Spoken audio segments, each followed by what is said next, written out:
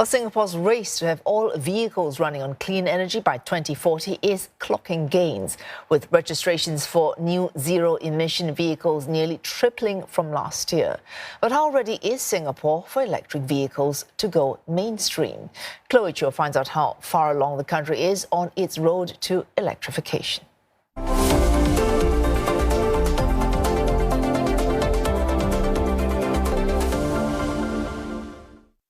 The acceleration is so amazing. It doesn't struggle. It's immediate translation of energy. Ranjan Vaswani loves his BMW all-electric SUV, which he traded his petrol-powered Volvo for early in the year. To me, the EV is the next evolution of the car. And the choice was made easier because it's also easier on the environment. And on top of that, the use of electricity is much cheaper than petrol, much less maintenance involved, so fewer breakdowns.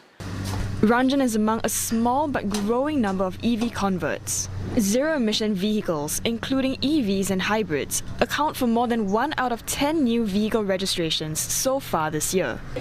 That number will continue to grow given government plans to only allow registrations of cleaner energy vehicles from 2030. Singapore is trying to phase out internal combustion engine vehicles by 2040, in line with the nation's sustainability goals. There are plans to deploy some 60,000 charging points by the end of the decade. But can the country support this infrastructurally? I spoke to some industry players to find out. Freddie Chew is with Comfort Delgro NG, one of the operators picked by the government to help deploy charging points across public housing car parks. So there's actually a charger just nearby, about 400 meters away. He says when it comes to choosing where to install EV chargers, accessibility is crucial. The process began with us basically identifying the car park lots and to look for locations to put the EV chargers. And to do so, we actually consider the accessibility and also the convenience to our EV users.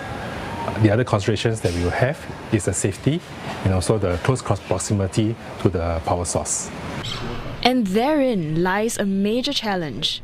These power sources often do not have enough juice to charge multiple EVs. So what we see today on the ground is that a lot of the car parks in Singapore, whether they are public sector or private sector, there is a limitation in terms of power supply. Operator Charge Plus says this is because most car parks here were not designed with electric vehicles in mind. To overcome this, some operators are using what's called smart charging technology, adjusting the charging speed based on available power supply so that 2 or 3 times more cars can be juiced up on the same power load. But they say this is just a temporary fix. That problem can only be addressed by smart charging solutions only for the next 3 to 5 years, because in the longer run, there needs to be a more systemic relook at how we can increase power supply to many car parks. The Land Transport Authority says it's looking to build a high-powered charging network for high-mileage drivers like taxis, commercial fleets and heavy goods. But for non-commercial drivers, there isn't enough demand yet to justify the infrastructural upgrades. We are a small, densely populated city where our EV drivers tend to only have a mileage of less than 50 kilometers a day. And with EV cars now having a range of more than 300 kilometers, we actually only need to charge our cars once every 5 days or even up to a week. So with that, we actually do think that low-powered overnight charging will be sufficient.